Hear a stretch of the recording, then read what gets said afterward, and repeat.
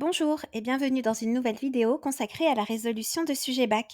Ces sujets, vous les trouverez dans les annales de sujets SES sur le site ses.ac-versailles.fr. Aujourd'hui, nous traitons une partie 1 de l'épreuve composée notée sur 4 points sur le chapitre Comment lutter contre le chômage, sujet France métropolitaine 2021, sujet de remplacement. À l'aide de deux exemples, vous montrerez que les politiques de flexibilisation permettent de lutter contre les rigidités du marché du travail. Pour rappel, la mobilisation des connaissances demande au candidat de répondre à la question en faisant appel à ses connaissances acquises dans le cadre du programme.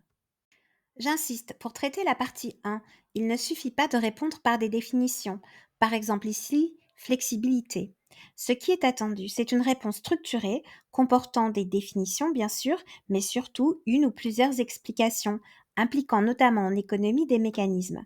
Et si le sujet s'y prête ou l'exige de manière formelle, une ou plusieurs illustrations. Proposition de réponse. La relation salariale est très encadrée par le droit du travail, qui codifie le recours aux différents types de contrats de travail, aux heures supplémentaires, définit les règles liées à l'embauche, au licenciement, à la rémunération, etc. Ces règles, nécessaires pour organiser le fonctionnement du marché du travail, sont accusées par certains de créer des rigidités sur le marché du travail, à l'origine d'un chômage structurel.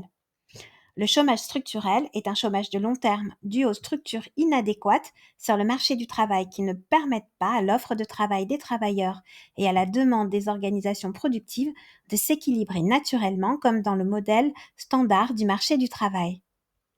Les politiques de flexibilisation du marché du travail ont pour objectif d'enlever ces rigidités afin que la quantité de travail et le taux de salaire s'ajustent en permanence à la conjoncture économique.